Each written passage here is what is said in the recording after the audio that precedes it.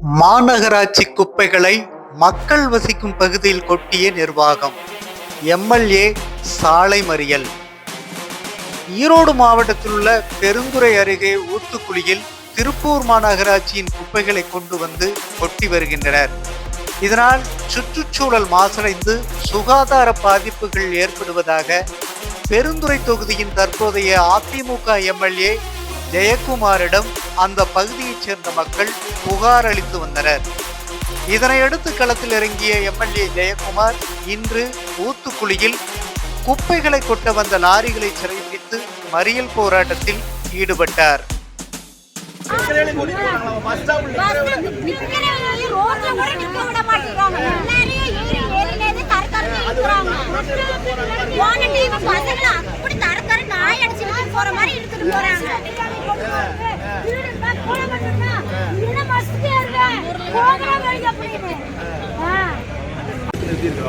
ஆனா இன்னைக்கு என்ன நிலைமைனா, இந்த நிர்வாக சீர்கேடு, அதாவது இந்த திருப்பூர் மாநகராட்சியோட நிர்வாக சீர்கேடு தான் காரணம். முதல்ல ஒரு 4 மாசத்துக்கு முன்னாடி 8வது மாசம் இங்க அத்தனை அதிகாரி, அதாவது இங்க அதிகாரி எல்லாரும் கிட்டத்தட்ட பாத்தீங்கன்னா வருவாய்த்துறை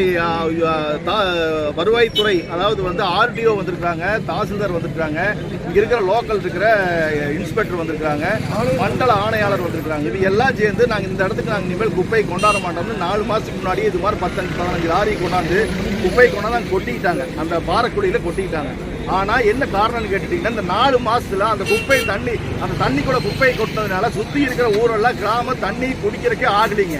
இந்த நிலைமை தான் இன்னைக்கு இருக்குது. இப்ப மறுபடியும் திருப்பூர்ல ஒரு 15 லாரி கொண்டாந்து இப்ப 5 லாரி கொட்டிக்கிட்டாங்க. இப்ப நாங்கெல்லாம் இங்க நின்று இருக்கிறோம். இது என்ன காரணம் பாத்தீங்கன்னா, இவ்வளவு ஒரு மோசமான எப்படி இந்த குப்பை இங்க நிக்கவே முடியல. திருநாட்டுல இந்த மக்கள் எல்லாம் எப்படி வாழ முடியும்? இதே மாதிரிதான் பெருந்துறை பக்கத்துல சிப்காட்ல பாத்தீங்கன்னா 37 ஊர்ல தண்ணியே குடிக்கிறதுக்கு ஆகாதுன்னு அரசே கொண்டாந்து ஒவ்வொரு ஊர்லயும் போர்டு வச்சுட்டாங்க.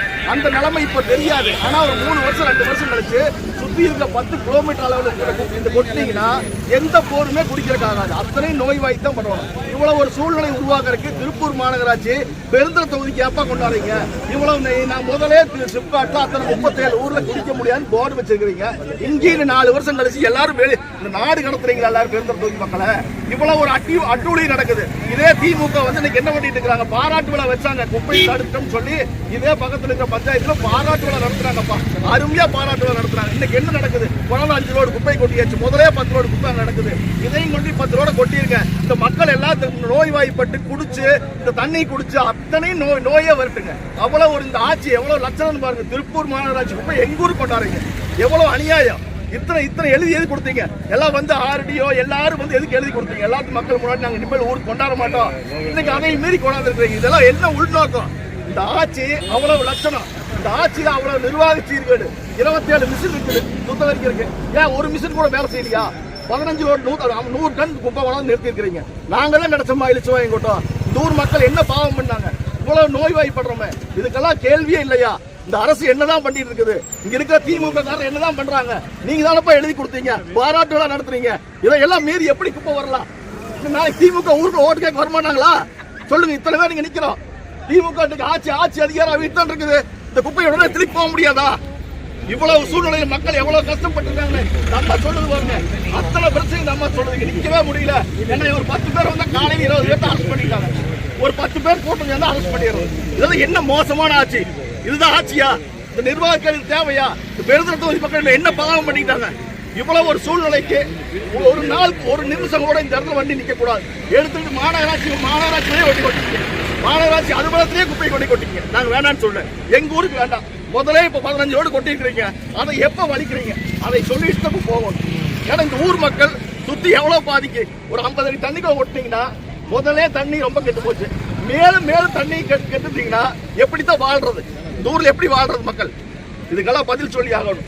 மாவட்ட ஆட்சியர் இங்க வரணும். நாங்க அதுக்கப்புறம் தான் இருந்து கலைஞ்சு போவோம். வந்திருக்கிற குப்பை வண்டியெல்லாம் எடுத்து திருப்பி போகணுங்க. ஆனா அவர் வந்ததுக்கு அப்புறம் தாட்டிட்டு சரி பிடிச்சு வச்சிருக்காங்க. இல்ல இப்போ அரெஸ்ட் பண்ணிருக்காங்க.